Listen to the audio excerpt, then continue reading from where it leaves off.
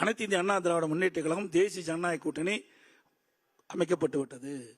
இந்த கூட்டணிக்கு அனைத்து இந்திய அண்ணா திராவிட முன்னேற்ற கழகம் தலைமை தாங்கும். இந்திய அண்ணா திராவிட முன்னேற்ற கழகம் ஆட்சி அமைக்கும். இதனுடைய எங்கள் கூட்டணியுடைய முதலமைச்சர் வேட்பாளர் இபிஎஸ் என்று முதற்கட்டமாக தெரிவிக்கப்பட்டு விட்டது. வேண்டுமென்றே திட்டமிட்டு சில பத்திரிகைகள், ஊடகங்களும் சில அரசியல் கட்சி தலைவர்களும் ஏதாவது ஒரு குழப்பத்தை விளைவிக்க வேண்டும் என்று முயற்சிக்கிறாங்க. எந்த குழப்பத்தை விளைவித்தாலும் அந்த முயற்சி எடுபடாது. சார், ஒரு மிகப்பெரிய கேள்வியா தமிழகத்தில் இருக்குது. 1967 இருந்து ஆட்சியில் பங்குன்றது கிடையாது. இப்போ மீண்டும் மீண்டும் திராவிட கட்சிகளான அதிமுக, திமுக தான் ஆட்சிக்கு வந்திருக்கு. இப்போ இப்படி ஒரு கான்செப்ட் தமிழகத்துக்கு தேவையா? வந்தால் மக்கள் ஏற்றுக்கொள்வார்களா? இது காங்கிரசுக்கும் திமுகவும் இருக்கின்ற பிரச்சனை. உங்களுக்கு இல்ல, எங்க கூட்டணிக்கு இல்ல. அந்த பிரச்சனையை இங்கே கொண்டு இணைத்து பேசுவது பொருத்தமாக இருக்காது. ஆட்சியில் பங்கு பற்றின உங்க கருத்து என்ன? ஆட்சியில் பங்கு பற்றின உங்கள் கருத்து? ஏற்கனவே தெளிவுபடுத்தி விட்டோமே. அனைத்து இந்திய அண்ணா திராவிட முன்னேற்ற கழக கூட்டணி பெரும்பான்மையான இடங்களில் வெற்றி பெறும். அனைத்து இந்திய அண்ணா திராவிட முன்னேற்ற கழகம் தனி பெரும்பான்மையோடு ஆட்சி அமைக்கும். அதிமுக ஆட்சி தாங்க அனைத்து இந்திய அண்ணா திராவிட முன்னேற்ற கழகம் தேசிய ஜனநாயக கூட்டணி. அந்த கூட்டணி அதிக இடங்களில் வெற்றி பெறும். அதிமுக பெரும்பான்மையான இடங்களில் போட்டியிடும், பெரும்பான்மையான இடங்களில் வெற்றி பெற்று ஆட்சி அமைக்கும். பெருமனதுடன் ஆட்சியில் பங்கு இல்லை என்று ஏற்றுக்கொள்ளலாமா? சார், நீங்க ஒரு குழப்பத்தை கொண்டாந்து வைக்கிறீங்க. கூட்டணிக்குள்ள ஒரு குழப்பத்தை விளைவிக்கலான்னு பாக்குறீங்க. அதெல்லாம் எங்களுக்கு நாங்க இடம் அளிக்கவில்லை. எங்களுடைய கூட்டணி தெளிவாக இருக்கின்றது. எங்க கூட்டணியில் அங்கம் வைக்கின்ற கட்சிகளும் தெளிவாக இருக்கு.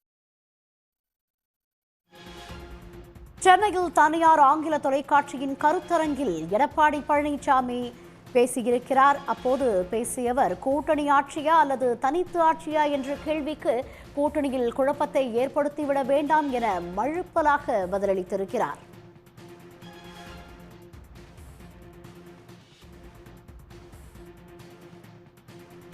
அனைத்து இந்திய அண்ணா திராவிட முன்னேற்ற கழகம் தேசிய ஜனநாயக கூட்டணி அமைக்கப்பட்டு விட்டது.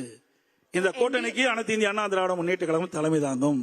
அனைத்து இந்திய அண்ணா திராவிட முன்னேற்ற கழகம் ஆட்சி அமைக்கும். இதனுடைய எங்கள் கூட்டணியுடைய முதலமைச்சர் வேட்பாளர் இபிஎஸ் என்று முதற்கட்டமாக தெரிவிக்கப்பட்டு விட்டது. வேண்டுமென்றே திட்டமிட்டு சில பத்திரிகைகள், ஊடகங்களும் சில அரசியல் கட்சி தலைவர்களும் ஏதாவது ஒரு குழப்பத்தை விளைவிக்க வேண்டும் என்று முயற்சிக்கிறாங்க. எந்த குழப்பத்தை விளைவித்தாலும் அந்த முயற்சி எடுபடாது. சார், ஒரு மிகப்பெரிய கேள்வியா தமிழகத்தில் இருக்குது. 1967 இருந்து ஆட்சியில் பங்குன்றது கிடையாது. இப்போ மீண்டும் மீண்டும் திராவிட கட்சிகளான அதிமுக, திமுக தான் ஆட்சிக்கு வந்திருக்கு. இப்போ இப்படி ஒரு கான்செப்ட் தமிழகத்துக்கு தேவையா? வந்தால் மக்கள் ஏற்றுக்கொள்வார்களா?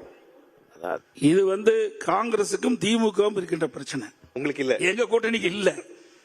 அந்த பிரச்சனையை இங்கே கொண்டு இணைத்து பேசுவது பொருத்தமாக இருக்காது. ஆட்சியில் பங்கு பற்றின உங்க கருத்து என்ன? ஆட்சியில் பங்கு பற்றின உங்கள் கருத்து? ஏற்கனவே தெளிவுபடுத்தி விட்டோமே. அனைத்து இந்திய அண்ணா திராவிட முன்னேற்ற கழக கூட்டணி பெரும்பான்மையான இடங்களில் வெற்றி பெறும். அனைத்து இந்திய அண்ணா திராவிட முன்னேற்ற கழகம் தனி பெரும்பான்மையோடு ஆட்சி அமைக்கும். அதிமுக ஆட்சி தாங்க அனைத்து இந்திய அண்ணா திராவிட முன்னேற்ற கழகம் தேசிய ஜனநாயக கூட்டணி. அந்த கூட்டணி அதிக இடங்களில் வெற்றி பெறும். அதிமுக பெரும்பான்மையான இடங்களில் போட்டியிடும், பெரும்பான்மையான இடங்களில் வெற்றி பெற்று ஆட்சி அமைக்கும். பெருமனதுடன் ஆட்சியில் பங்கு இல்லை என்று ஏற்றுக்கொள்ளலாமா? சார், நீங்க ஒரு குழப்பத்தை கொண்டாந்து வைக்கிறீங்க. கூட்டணிக்குள்ள ஒரு குழப்பத்தை விளைவிக்கலான்னு பாக்குறீங்க. அதெல்லாம் எங்களுக்கு நாங்க இடம் அளிக்கவில்லை. எங்களுடைய கூட்டணி தெளிவாக இருக்கின்றது. எங்க கூட்டணியில் அங்கம் வைக்கின்ற கட்சிகளும் தெளிவாக இருக்கின்றார்கள். உடனுக்குடன் செய்திகளை தெரிந்து கொள்ள சன் நியூஸ் பெல் ஐகானை கிளிக் பண்ணுங்க.